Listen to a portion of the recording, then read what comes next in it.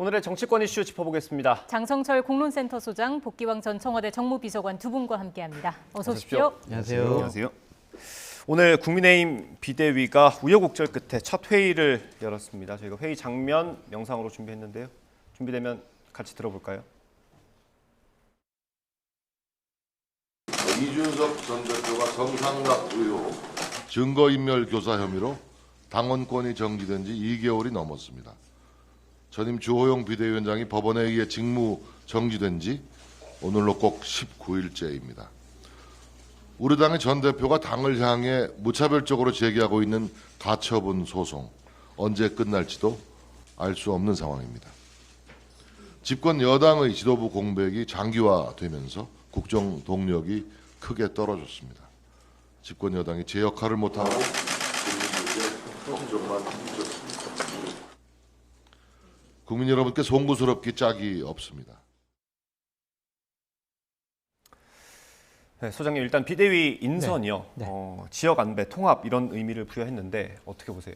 결국에는 윤석열 캠프 확장판이 아니냐라는 생각이 듭니다. 김종혁 비대위원과 또한 김행 전 청와대 대변인을 빼놓고는 다 윤석열 캠프에서 활동하시던 분들, 선대위에서 중요한 역할을 했던 분들이에요. 예. 네. 그래서 제가 보기에는 어떤 지역적인 통합이라든지 세력 균형이라든지 이런 거보다는 보다 더 윤석열 대통령에게 충성심을 보일 수 있는 분들로 꾸려진 비대위다라고 보여질 수밖에 없습니다. 예, 그래서 뭐 친윤계 색채가 짙어진 느낌이다 이런 분석들이 많이 나오고 있는 것 같고요. 복전 비서관님께서는 이번 비대위원 면면 어떻게 보셨습니까? 완벽하게 더 윤석열 대통령에게 충성할 수 있는 사람들로 구성되었다. 예. 주기환 비대위원이 이제 1시간 만에 처리를 했는데 네. 이건 너무 노골적이다라는 양심이 좀 찔렸던 것 같습니다. 그래서 이제 전주혜 의원이 됐는데 예. 전주혜 의원도 고향이 전주이지 실제 그 뭐 호남에 기반을 두거나 하는 정치인은 아니지 않습니까? 네. 그래서 사실 그 정치 기반으로 볼 때는 오히려 주기환 비대위원이 더 있는 것 아닌가라는 예. 생각이 들고 뭐 전주혜 의원이 제가 전주라서 전주라고 말씀드렸는데 광주라고 그래요. 그렇죠. 부친께서 광주. 예, 말씀을 제가 잘못 드렸어요.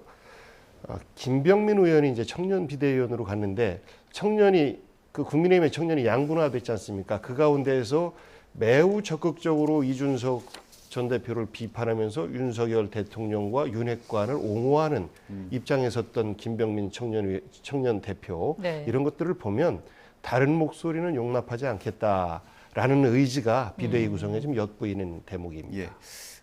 그럼에도 불구하고 저희가 의미를 하나 부여해보자면 그 혁신위 대변인이 여기 포함이 됐잖아요. 국민의힘 혁신위 대변인.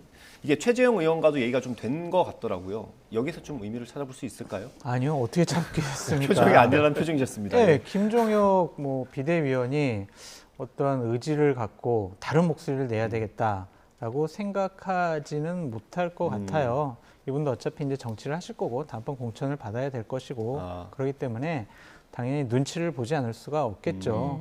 그리고 혁신위원회라는 것 자체가 또한 뭐 반윤 아니면 비윤 이런 분들이 모여 있던 곳도 아니잖아요. 그렇기 때문에 다른 목소리 내기 힘들다라고 볼 수밖에 없고요. 예. 복귀왕 비서관님 말씀해 주셨듯이 점차 더 강화된 친윤 색깔이 나타났다라고 볼 수밖에 없습니다. 오늘도 어쩐지 두 분의 의견이 좀 많이 일치하는 부분이 이재명 당대표 관련해서는 의견이 많이 갈릴 겁니다. 뒤에서 한번 다뤄보겠습니다. 일단 이렇게 공식 출범은 했습니다마는 당장 눈앞에 고비가 놓여 있습니다. 이준석 전 대표가 신청한 가처분 신청의 신문기일 오늘 지금 진행이 되고 있고 또 28일로 예정이 돼 있는데 오늘 신문기일에 이준석 전 대표가 직접 참석을 했습니다. 그 모습 잠깐 보고 돌아오겠습니다.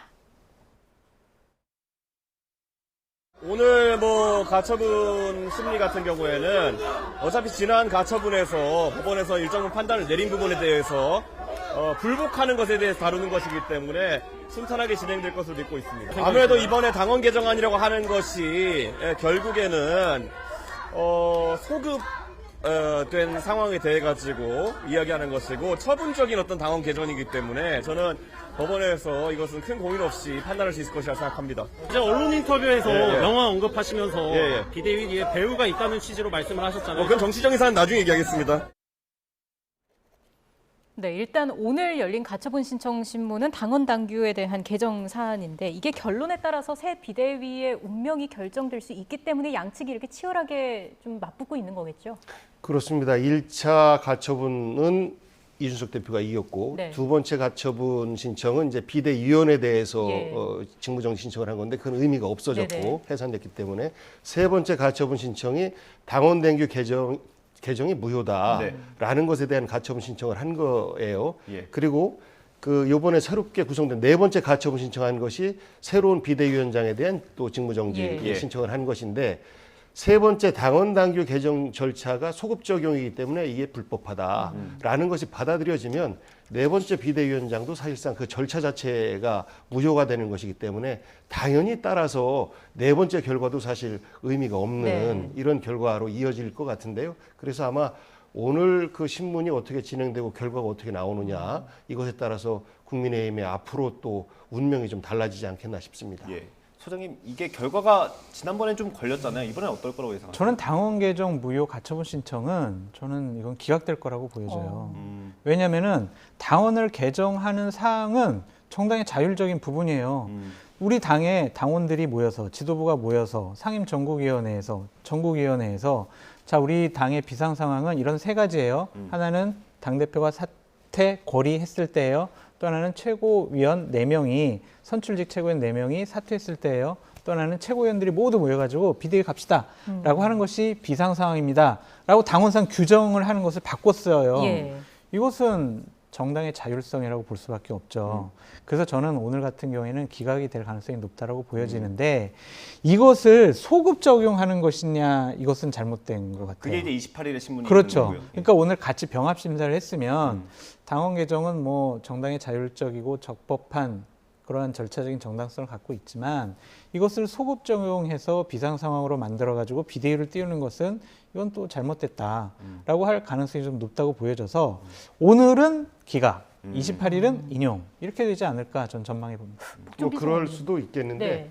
이게 따로 떨어뜨려서 결정을 할 부분이 아니라 사실상 이 당원 개정에 따라서 영향을 받는 사람이 이준석 대표와 비대위 아니겠습니까? 예. 그러기 때문에 이것과 연동된 결론까지도 함께 내지 않을까 싶고요. 물론 정당의 자율성은 존중받아 마땅하나 그 처음 가처분 신청을 인용을 할 때 네. 민주적 정당성과 절차적 정당성에 대해서 얘기를 했거든요. 네. 그 당시 그 판사가. 네. 그리고 그것에 대해서 상황이 변한 게 없어요. 예. 그 기준으로 볼 때 이번 당원 개정 절차도 거기에 대해서 아마 그 기준으로 볼 때는 잘못된 것으로 판단할 가능성이 있지 않는가라는 예측들을 또 하는 전문가들도 많이 있습니다. 예, 예. 이게 같은 재판부인 거고 그 재판부가 세워놓은 논리가 있을 거고 그걸 국민의힘이 다시 뒤집어야 이게 기각이 된다는 거잖아요. 그러니까 이게 처음에 재판부가 인용 판정을 내린 것은 이준석 대표를 쫓아내는 것은 당원 당규상 맞지 않은 그러한 적용과 규정을 통해서 쫓아냈다. 민주적인 정당성, 절차적인 정당성을 훼손했다라는 거예요. 근데 지금 오늘 심판하는 것은 당원 개정 자체만이잖아요. 네. 우리 당의 당원들이 모여가지고 당원 개정했는데 법원에서 그 당원 개정 잘못됐어요. 이렇게 어떻게 해요? 이것은 이 당의 당원 개정에 대한 어떤 자율성을 보장해 준다는 차원에서 예. 이것은 저는 기각될 가능성이 높다라고 저는 생각이 듭니다. 그러니까 소장님께서- 복귀왕 비서관님 말씀처럼 이것을 오늘 병합 심사를 해가지고 네. 이것을 적용을 통해서 이준석 대표 쫓아내고 비대위 구성하는 거 그것까지 같이 심사를 했으면 이것은 이제 인용 결정이 나올 수가 있는데 이것을 분리하겠다는 거 아니에요. 예. 그래서 28일 날 우리가 비대위 출범에 관해서 다시 한번 심판할 건데 그때 우리가 인용할 거니까 이거 당원 개정도 우리가 이번에 인용할게요. 이렇게 어떻게 판단을 하냐고요. 분리니까 당원 개정은 뭐 이거는 뭐 기각될 것 같다는 생각이 듭니다. 소장님께서 보시기에는 28일 신문이 더 중요하다고 보시는 그렇죠. 거고요. 그 사이에 근데 이제 이준석 전 대표가 경찰 소환 조사를 받을 가능성도 있고 네. 28일이면 아직 시간이 많이 남았기 때문에 그 안에 결과가 나올 수도 있잖아요. 16일 날 이제 경찰에 소환을 당해서 여러 가지 진술을 하겠다. 그리고 경찰청장 같은 경우에는 우리가 빨리빨리 이거 수사 결과 내놓겠다라고까지 얘기를 했지 않습니까? 네. 근데 기본적으로 어쨌든 성상납과 관련된 공소시효 5년 지났고요. 알선수재 공소시효 7년 지났습니다. 그러니까 뭘 조사해가지고 어떻게 처벌을 하겠다라는 건지 솔직히 좀 이해가 되지 않아요. 그래서 이준석 대표는 성상납을 받았지만 공소시효 때문에 처벌할 수 없어요라는 이미지를 주기 위한 소환조사가 아니냐라는 생각이 듭니다. 근데 이게 16일이라고 원래 알려졌었는데 이준석 전 대표가 얻은 인터뷰에서 이게 변호인단과 합의된 건 아니다 이렇게 얘기를 했더라고요. 그러면 가처분 신이 뒤로 미룰 수도 있을까요?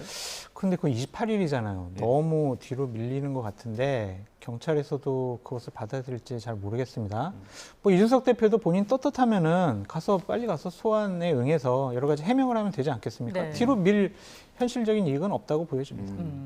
어쨌든 오늘 이후에 또 28일에 많은 이목이 집중이 되지 않을까 싶은데 공교롭게도 그때 또 윤리위가 같이 열리지 않습니까? 이 부분은 어떻게 봐야 될까요? 그러니까 그날 신문기일이기 때문에 그날 결론이 나는 건 아닐 예. 테고 또 이제 윤리위에서 그날 결론을 낼 수도 있고 안 낼 수도 예. 있고 그럴 텐데 어쨌든지 간에 국민의힘에서 안정적으로 당을 앞으로 운영을 하려면 그 사법 리스크죠. 이준석 사법 리스크. 네. 이 부분을 배제하고 정당 스스로의 결정으로 진행을 하려면 결국은 징계를 통해서 지금 현재보다 더 높은 거는 결국은 출당 제명 아니겠습니까? 그런 방향으로 잡지 않았는가라는 예측이 들고 그렇게 하고 나서 아마 경찰에서 어떤 뭐 기소 의견을 내든 뭐 하든 조금 부담이 좀 줄어들 거예요. 그런데 그거를 기소 의견이 날지 안 날지 바라보고 나서 징계를 한다, 당의 결정을 한다라고 하면 또 끌려가는 꼴이기 때문에 28일 날을 기준으로 해서 국민의힘에서는 이준석 대표에 대한 징계 수위를 결정을 하고 결단했습니다라고 국민들에게 보고하는 그런 날이 되지 않을까 싶고 예. 그것에 따라서 지금까지 여러 차례 가처분 신청이나 이런 논쟁도 이제 무의로 돌아가는 것인데 그렇게 되면 정치적 명분은 이준석 대표에게 더 많이 간다라는 생각을 해요. 예. 그래서 그러한 우려를 어떻게 하면 최소화시킬 것인지가 국민의힘에 주어진 숙제인 것 같습니다. 예. 그 정진석 비대위원장 이제 오늘 첫 회의를 주재했는데 언론 인터뷰를 했더라고요. 그 중에 몇 개를 소개를 해드리면 이 전 대표에게 하고 싶은 얘기가 이제 그만했으면 좋겠다. 이 전 대표가 꼭 노원구에서 당선됐으면 좋겠다. 이 얘기를 했고요. 이 가처분 심리에 대해서는 사법 자제 원칙이라고 언급을 했어요. 어떻게 보세요? 실컷 두드려 패놓고요. 약 발라주면서 네가 많이 안 다쳤으면 좋겠어. 이렇게 얘기하는 거죠. 이건 약 올리는 거라는 좀 생각이 듭니다. 자신들이 여러 가지 억지스러운 폭력적인 비합리적이고 비상식적인 여러 가지 절차를 통해서 이준석 대표를 쫓아내려고 하는 거 아니겠습니까? 예. 당원 당규상 하려면요. 비대위 구성 지금 하면 안 된다니까요. 그냥 최고위원회 다시 선출을 하면 돼요. 그렇게 안 하는 것은 이준석 대표가 국민의힘이라는 플랫폼에서 절대로 정치하지 못하게 하겠다라는 강한 의지를 갖고 있다라고 보여집니다. 정진석 비대위원장이 법원에 대한 협박도 했다. 이런 또 우리가 얘기가 있지 않습니까? 네. 법원은 정당 안에서 자체적 자율적으로 내린 결정에 과도한 개입을 하지 않는 것이 좋겠다라고 얘기를 하는데 헌법 8조에 의하면요. 정당은 헌법기관이에요. 설립은 자유입니다. 네. 하지만 목적, 활동, 조직 민주적으로 운영돼야 돼요. 예. 지금 국민의힘에서 벌어진 여러 가지 행동들은 결코 민주적이지 않은 행동들이라서 법원의 현명한 판단이 필요하다라는 생각이 듭니다. 예. 어쨌든 비대위는 법원에 예. 대해서 이런 정도 말을 하는 거는 사실 선을 넘은 거거든요. 정진석 위원장이. 예. 그러니까 결국은 국민의힘의 내용의 문제를 국민의힘 스스로 법원으로 가져갔는데 이것을 가지고 선을 넘지 말아라라고 오히려 사법부에 대고 얘기하는 것 아마 이것은 집권 초기에 어떤 위세에 기대지 않으면 이런 말 하기가 굉장히 어려울 텐데 예. 어떤 믿는 위세가 있지 않나 싶기도 해요. 그런데 이것을 그 사법부나 또 국민들이 볼 때는 좀 과하다라고 생각하지 않을까 싶습니다. 예. 정진석 비대위원장이 민주당 의원분들에게 이렇게 사법부를 협박하는 걸 배워서 그래요. 생각해 보세요. 지난 거기서 왜 또 민주당이 나옵니까? 몇 년 전에 조금 김경수 이따 민주당 얘기합니다. 알겠습니다. 말씀 줄이시고 아니 그러니까 저번에 김경수 경남지사 법정 예. 구속 시켰을 때요. 그때 민주당에서 뭐라고 그랬어요? 적폐 판사에 의한 보복 판결이다라고 하면서 판사를 직접 공격을 하고 법원 판결에 대해서 상당히 문제 삼았습니다. 그러니까 그런 것들 다 민주당한테 배웠다라고 말씀드릴 수밖에 없어요. 예열을 좀 하신 것 같습니다. 이제 본격적으로 두 분의 다른 의견을 들을 수 있을 것 같은데요. 민주당 이야기 해보겠습니다. 어제 경찰이 성남 FC 후원금 의혹과 관련해서 이재명 대표에게 제3자 뇌물공여 혐의가 인정된다라면서 보완 수사 결과를 검찰에 통보했는데요. 이와 관련해서 민주당이 강하게 반발하고 있습니다. 어떤 목소리 나왔는지 함께 들어보시겠습니다. 세상에 이런 생억지가 없습니다. 성남 FC 사건은 경찰이 3년 넘게 먼지 한 올까지 탈탈 털었고 1년 전 이미 불송치 결정을 내렸던 사건입니다. 어제 경찰 수사 결과에서도 당시 성남시장이던 이재명 당대표가 후원을 이유로 어떠한 사적 이익을 취한 바 없음을 다시금 확인했습니다. 그런데도 경찰은 느닷없이 제3자 뇌물공여 혐의로 생억지 송치를 강행한 것입니다. 여야를 떠나 앞으로 어떤 지방자치단체장이 주민과 지역 발전을 위해 기업 후원을 유치하겠습니까? 기업이 월드컵 때 호의로 국가대표를 후원했더니 대한축구협회장. 자, 이번 의혹 관련해서 두 분이 하고 싶은 말씀이 좀 많으실 것 같아요. 먼저 말씀해 주실까요? 저는 좀 한숨부터 나와요. 저도 법에 걸릴 것 같아요. 이 기준을 갖다 대면 저희 아산에도 시민구단이 있었고 네. 그 시민구단에서 거기는 이제 대표가 또 있거든요. 네. 구단주는 시장이지만 대표가 후원을 위해서 또 여기저기 쫓아다닙니다. 기업에 우리 지역에 있는 좋은 기업들 그리고 어떤 뭐 큰 사업을 벌이는 이쪽에 가서 광고비 좀 내십시오, 후원금 좀 내주십시오 하고 다녀요. 예. 그런 것들을 다 이걸 제3자 뇌물 공여로 볼 수 있는가? 그러면 아무 활동도 못 하는 거죠. 예. 시민구단 운영 못 하는 겁니다. 100% 그냥 세금으로만 운영해라 라는 말하고 똑같은 거예요. 그리고 제3자 뇌물 공여면 받은 사람도 죄가 되는 거거든요. 예. 받은 사람은 지금 없어요. 누군지 얘기를 안 해요. 물론 뭐 그 성남 FC가 받은 거다라고 했으면 뇌물을 받은 그 당사자도 처벌을 받아야 되는 거 아니겠습니까? 그런데 제3자를 통해서 뇌물을 주었다. 이걸로 끝이에요.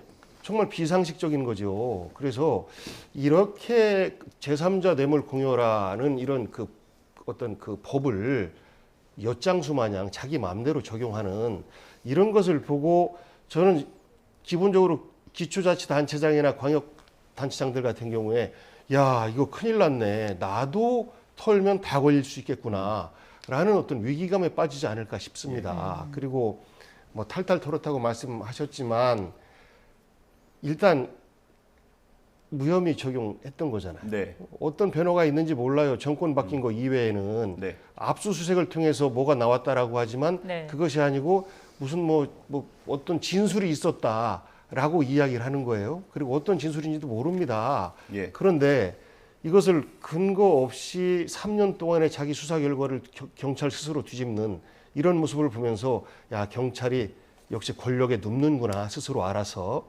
이런 것들을 보여주는 행태 아닌가 싶고 그러하기 때문에 과연 이 수사가 공정한가라는 부분에 대한 우리 국민적인 우려가 많고 걱정이 많은 겁니다. 예, 이거 소장님. 개념을 좀 정리를 해야 될 것 같아요. 이게 제3자 뇌물 공여가 이제 공무원이 부당한 청탁을 받고 제3자에게 뇌물을 주게 하거나 요구할 때 성립이 되는 건데 여기서 부정한 청탁이라고 경찰이 본 건 두산의 부지 용도 변경이 될 거고요. 그리고 제3자는 성남 FC가 되고요. 뇌물은 후원금이 되는 거죠.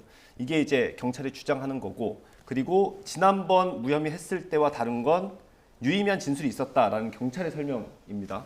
네, 말씀해 주시죠. 진술뿐만이 아니라 공문까지 나왔다는 거죠. 그러니까 두산건설에서 이제 성남시에다가 우리가 용도 변경해 주시면은요 후원금 할게요라는 공문이 나왔다는 거예요. 그리고 관련자 진술도 나왔다는 것이고, 그래서 새로운 여러 가지 증거가 나왔기 때문에 이것은 기소하는 쪽으로 검찰에다 넘긴 것이다라고 말씀을 드립니다. 3자 뇌물 공여 혐의가 어떤 거냐면요, 저 공무원이에요. 어떤 장애인 단체를 도와주고 싶어요. 네. 어떤 사업자에게 자, 내가 용도 변경해 줄게. 이 장애인 단체에 당신들 기부 좀 해. 이렇게 해요. 그래서 기부를 해줘요. 그러고 나서 여러 가지로 용도 변경을 해줘요. 예. 그래도 이게 3자 뇌물 공여가 된다니까요. 내가 받은 게 없어도. 왜냐면은요, 공무원은요, 공정하게 직무 집행을 해야 되는 거예요.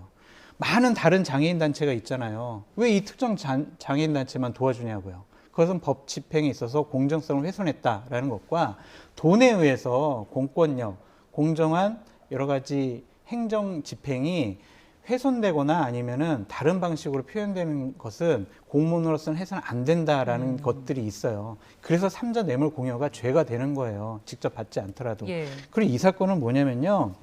작년 9월에 경찰에서 이거 별로 증거가 없어가지고 저희서 불송치하겠습니다 라고 했는데 이의 신청이 있었어요. 이거 더 문제 삼아야 됩니다 라고 했는데 당시 성남지청장이었던 친문재인 정권 검사라고 지칭되던 박은정 검사가 4개월 동안 이거 수사하지 마, 이거 다시 재검토, 이거 안 돼, 이런 식으로 뭉갰다라는 거예요. 그래서 그 밑에 있던 차장 검사가 박 지청장이 이거 수사방해해가지고 나 도저히 검사 못하겠어요 라고 하면서 사표까지 냈고요. 박은정 지청장이요, 당시 이 사건을 수사하던 팀을요, 그 원래 하던 수사팀에서 성범죄 수사단에게 이 사건을 수사하라고 이렇게 넘겨줬어요. 이것이 맞는 것이냐라는 거죠. 그래서 지금 박은정 전 지청장은 공수처에 직권남용 혐의로 피의자 신분으로 조사받고 있습니다. 예. 이렇게 지난 정권에서 이 수사를 못하도록 뭉갰던 사건이에요. 그 사건이 지금 제대로 수사돼가지고 이재명 당대표에 대해서 기소하겠다는 의견이 나온 겁니다. 그러니까 지난 정권에서 검찰이 무슨 일을 했는데 수사가 진행이 제대로 안 된 것은 지난 정권의 힘 때문에 안 된 것이고, 수사가 진행된 것은 윤석열 검찰총장이 잘해서 진행된 것이고, 이런 논리가 계속해서 반복되고 있는데, 저는 좀 객관적으로 봤으면 좋겠어요. 우선 아까 공문이 왔다라고 하는데 그건 당연히 공식적인 서류로 하는 겁니다. 그리고 그런 내용 자체가 도시계획심의위원회를 통해서 용도 변경이 결정되기 때문에 그 도시계획심의위원회에 다 제출이 됐을 거예요. 전체 토지 중에서 10% 정도를 기부 체납하고 15%에 해당하는, 나머지 5%에 해당하는 부분에 대해서는 뭐 예를 들어서 성남FC에 광고비 형태로 해서 후원하겠다라는 어떤 기부 의사를 사업주가 제출을 해요. 네. 그러면 이것을 공문으로 해서 접수받고 그 공문 내용에 대해서 도시계획심의위원회에서 다 토론하고 결정합니다. 과연 이런 정도의 공공기여를 우리가 받고 용도 변경을 해줄 때 여기에 대한 어떤 이익분을 공공과 개인이 함께 나누는 정도의 효과가 있는 것인지에 대해서 충분히 토론을 해요. 그러하기 때문에 그런 공문은 당연히 그 전부터 있는 것이고 없어지지 않을 겁니다. 그런데 그것을 새로운 공문이다라고 얘기를 하면 실무를 아는 제 입장에서 볼 때는 정말 말도 안 되는 황당한 이야기가 되는 것이죠. 예. 다 조건이에요. 사업 승인에 대한 여러 조건들 중에 하나이기 때문에 당연히 공문으로 접수가 됐던 것이다 라는 말씀 드리고, 여러 자치단체에서도 마찬가지로 기업을 유치하고 어떤 시설을 유치하기 위해서 혜택을 줍니다.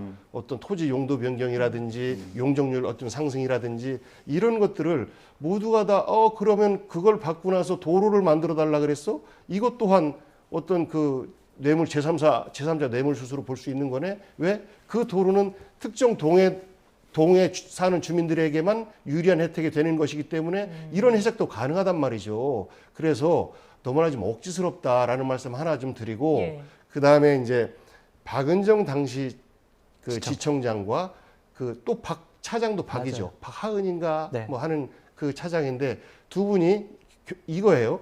그러니까 경찰에서 무혐의 종료가 보고가 되니까 이거에 대해서 그 차장 검사는 그러면 이게 좀 부족하니 보강 수사를 더 해야 되겠습니다라는 의견을 내요. 그런데 이때 당시가 한참 정치적으로 시끄러울 때 아니겠습니까? 여기에 대해서 박은정 청장은 경찰에서 우리 개입 없이 이런 결론을 냈으니까 이것은 마무리하는 게 좋겠다라는 서로 간의 의견이 갈라진 거예요. 그런데 이것을 가지고 현재는 그 차장검사 유리하게만 그동안 계속 언론 보도가 됐었는데, 최근에 뭐가 나왔냐면 당시 차장검사가 지청장께서 이 수사를 막고 있다라고 윤석열 사단에게 알리겠다라는 내용이 있다라는 거예요. 그러니까 둘 다 수사 일지를 다 기록하고 있었어요. 왜냐하면 정치적으로 워낙 예민한 부분이기 때문에 그렇습니다. 그러면 결국은 이것은 뭐냐면 당시 지청장과 그 차장검사의 정치적 성향이 달라요. 차장검사는 이것을 최대한 살려서 이재명 후보에게 유리하게, 윤석열 후보에게 이재명 후보에게 불리하게, 윤석열 후보에게 유리하게 이 사건을 끌고 가고자 했던 의도가 있었던 건 아닌가라는 의구심이 좀 들기도 하고, 마찬가지로 그 지청장도 그런 기준으로 보면 이것을 종료하는 것이 이재명 후보에게 좀 더 유리하니까 종료하려고 하지 않았을까라는 정치적 의도로 지금 박은정 그 지청장을 공격하고 있는 것이고, 박은정 지청장에 대해서는 뭐 물론 좌천도 당하고 그랬죠. 그리고 그 뭐 휴대폰이나 다 압수수색도 다 당했어요. 현재 네. 그 수사가 진행 중에 있는데, 박은정 지청장 입장에서는 경찰에서 검찰의 개입 없이 객관적으로 3년 동안 그 수사를 했고 이것이 무혐의다라고 보고가 들었으면 그것을 그냥 받아들이는 것이 정치적으로 휘말리지 않는 길이다라는 판단을 내린 거다라고 본인은 주장하고 있는 거예요. 그런데 이런 것들을 정권이 바뀐 이유 하나로 해서 다시 또 혐의가 있다, 새로운 혐의가 만들어졌다라고 주장하는 것은 정치적 수사의 결과다라고 오해받기 딱 좋은 케이스인 것 같습니다. 예. 근데 검찰은 정치적인 영향이라든지 파장이라든지 이런 것들 생각하지 않고 그냥 잘못된 거 있으면 제대로 수사해야죠. 그게 검사들이 할 역할이죠. 이렇게 정치 편향적인 검사들이 자신들의 이해관계에 따라서 수사를 무마하고 수사하겠다고 하는 것 자체가 좀 잘못됐다라고 보여지고요. 당시에 그 박 차장 검사 밑에서 수사를 주임 검사했던 그 검사도 왜 이렇게 박은정 지청장이 이렇게 수사를 방해하느냐라고 하면서 한동안 연가내고 출근도 하지 않았다라고 보도가 되고 있었습니다. 그러니까 이런 상황을 좀 더 봐야 될 것 같고요. 네. 제 복귀영 비서관님께 하나 여쭤보고 싶은 것은 아까 두산건설과 성남시에 관련된 공문에 관련해서 말씀하셨는데 직접 그 내용 보시고 얘기하신 거예요? 아니잖아요. 아닌데 그렇게 얘기하시면 안 되죠. 지금 경찰에서는 여기서 정말 불법적인 후원을 하겠다, 부당한 후원을 하겠다, 그러한 내용의 공문이 오고 갔다라는 것을 본인들이 압수수색을 통해서 확보를 했다. 그리고 두산건설의 관련자가 동일한 진술을 했다라는 것을 갖고 검찰에 기소 의견을 낸 거 아니겠습니까? 그냥 복귀영 비서관님은 원래 하는 그런 정상적인 프로세스와 관련돼서 말씀을 하신 거지 지금 성남시에서 벌어졌던 그 공문 내용하고는 다른 것이다라고 말씀드리고 싶어요. 네, 마지막 30초 드리겠습니다. 공문이 부당한 후원이다라고 쓰여지진 않았을 것이고 이런 정도의 공공기여를 하겠습니다. 그렇죠. 라는 제안을 한 것이죠. 그렇죠. 그 사업자가. 용도 변경을 해주면 우리가 후원금 내겠습니다. 이것에 대해서 도시개혁심의위원회에서 결정해서 용도 변경을 결정합니다. 이것을 시장이 용도 변경해라 말아라 이렇게 진행되지 않아요. 그러하기 때문에 저는 제가 말씀드리는 것이 상식이라고 보고 그 상식에서 크게 벗어나지 않았을 것이다 라고 저는 예측하고 있는 겁니다. 그러니까 공문을 안 보신 거잖아요. 예, 이 정도로 마무리하고 이게 마지막에 불이 붙었는데 저희가 마지막 마무리할 때는 의견이 모일 수 있는 질문을 하나 좀 드리고 마무리해야 될 것 같습니다. 소장님께 꼭 얘기를 듣고 싶었어요. 네. 김건희 여사가 이번에 해외 순방 일정에 같이 간다고 합니다. 어려운 질문을 저에게 왜 하십니까? 어떻게 생각하십니까? 안 가시는 게 좋을 것 같아요. 왜냐하면 김건희 여사는 지금 부정적인 관심, 비호감도가 높아요. 그래서 대통령께서 뭐 영국에 가시고 또 유엔 총회에서 연설하시면서 하는 외교적인 성과가 자칫 잘못하면 또 묻힐 수가 있을 것 같아요.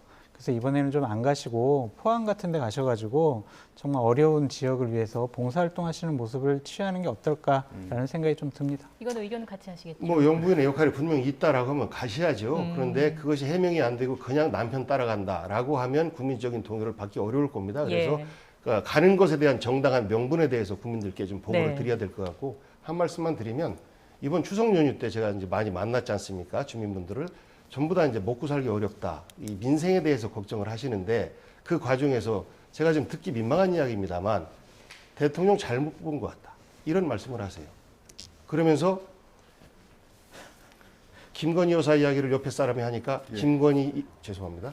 김건희 이야기는 꺼내지도 마라는 반응을 우리 국민들이 보여요. 그러면서 또 한편에서는 이재명은 괜찮은 거야? 라는 그런 반응들이 있습니다. 정치를 우리 국민들이 걱정하고 있고 대통령에 대해서 우리 국민들이 전혀 신뢰하지 못하고 있는 이런 모습들이 저는 지금 이런 국정 난매상과 혹은 뭐 이게 정적에 대한 제거 작업인지 뭔지 모르겠습니다만 이런 것들이 모두가 다 대한민국에는 불행하게 작용하고 있는 과정이다라는 것에 대한 안타까운 마음이 좀 들었습니다. 10초만 말씀드릴게요. 복귀영 비서관님의 개인적인 의견에 저는 0.1%도 동의하지 않는다라고 말씀드립니다. 예. 여기서 마무리하겠습니다. 장성철 국론센터 소장, 복귀왕 전 청와대 정무비서관 두 분과 함께했습니다. 고맙습니다. 고맙습니다.